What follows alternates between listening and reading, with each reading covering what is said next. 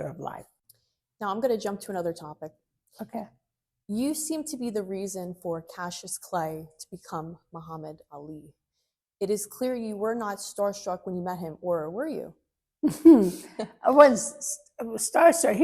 He wasn't a big star then. I mean, he had just won the Olympics, but I just found that out when he was there.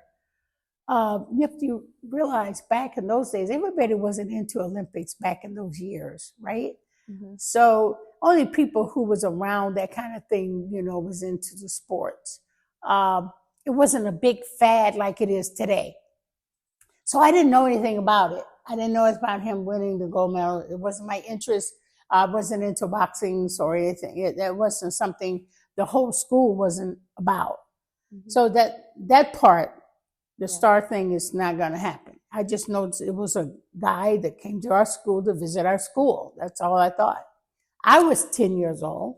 He was 18 years old. Mm-hmm. And having knowledge about who you are, what your reason for being here, knowing about slavery, knowing about how, the book of the Quran teaching us about Muslims, how we fought and everything, and dedicated our lives to Islam and believing in one God, Allah.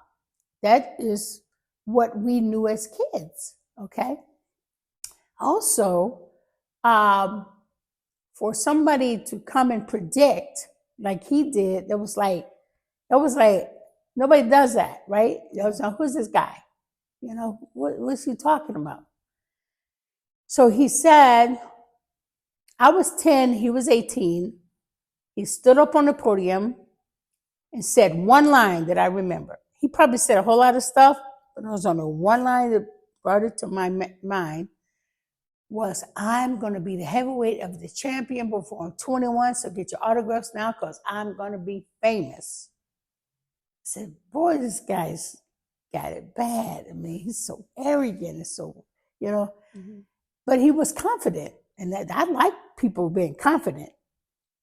But then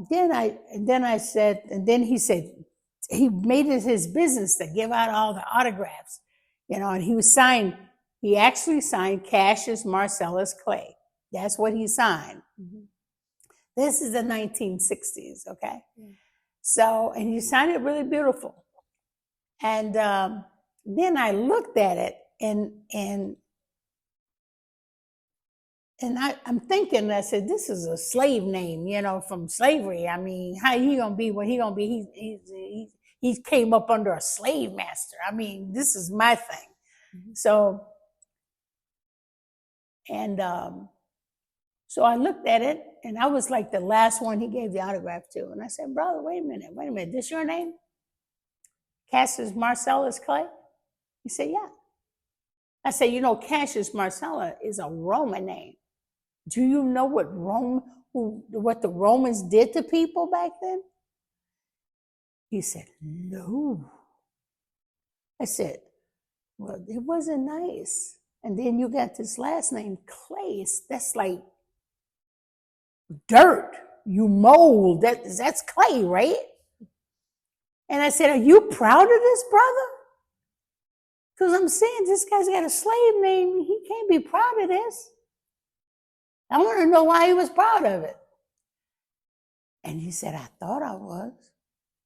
And I started tearing up the name. I tore it up.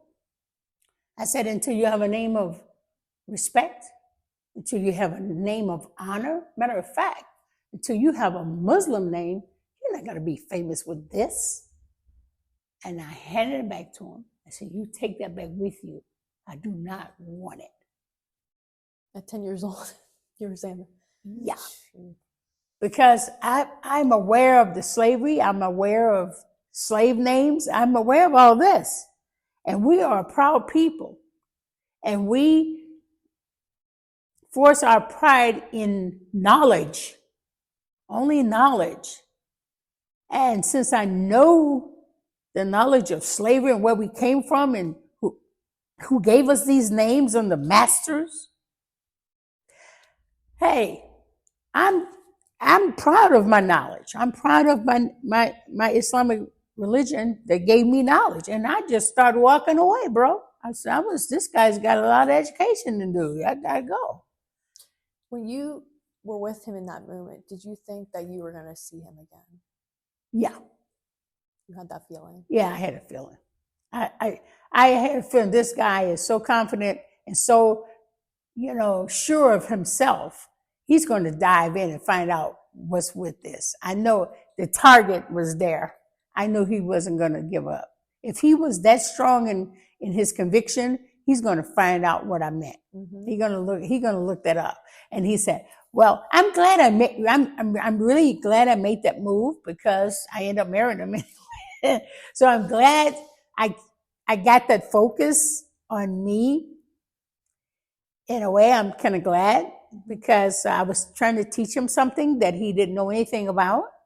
And I thought he was a sweet person. He was a good looking man, but he's got a lot of education to learn, because that's the way I thought as a kid. I mean, hey, I got taught the religion and he needs to know what we're about, How was it like to live with someone who is world famous, a legend, everywhere you went?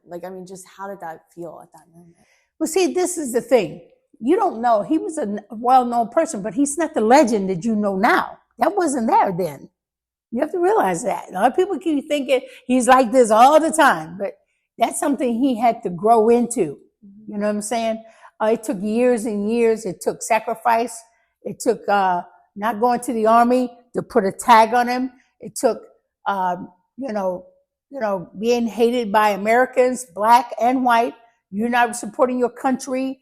It was a lot of backlash on that. And that sound like a legend to you? No, it wasn't a legend back then. He wasn't a legend back then. But he was growing into his own. He was growing into the Muslim world. He was growing into the knowledge of self. He was growing. But he wasn't the legend then, sweetheart. He wasn't the legend. He's the legend now. So that's why a lot of people forget. There was a growth period there. It took 3 good years to get into the religion and everything. And after he wanted to become a Muslim because he was inspired. Now, he'd already told me he was inspired by me to become Muslim. We've said that during our marriage years, and we would reminisce the time we met and talked about it and his feelings about how he was inspired by me. And I was happy to hear that. And I was glad because I was inspired by him being a great fighter, by me being a karate master. I started studying how he would train. And the boxing world is something I did not know anything about, So I'm learning too. I'm learning more about boxing. I'm learning about the dedication that he has to his art, being a fighter. I'm learning as well. And that's something I didn't know anything about. And he was strategic in his training, how he trained. And I started watching him. And then he started doing this, talking about the fighters. He would pull names on them and make fun of them. And he would make them automatically lose confidence getting into the ring. It was a strategy that he told me he picked up from the wrestling world when he would go to see him and his brother used to go wrestling. Mm-hmm. And this guy, Gorgeous George, would say how pretty he was, and he would comb his hair, and people used to hate him because said he was pretty. He had 2 blondes like you on his arm, and he was saying, I'm pretty, and you can't whoop me because I'm bad. I got the pretty girls. And he would fill up the stadiums because people wanted to see that pretty boy get hurt. And Cassius Clay was smart enough to bring that to boxing. He told me all about it. We would talk about these things, and that's what I cherish the most, him expressing his thoughts and the things that he came up with. And we shared that as husband and wife. And I got to see his true side. Not the boasting, shouting person that you see on TV or radio. Mhm. I would see the real person.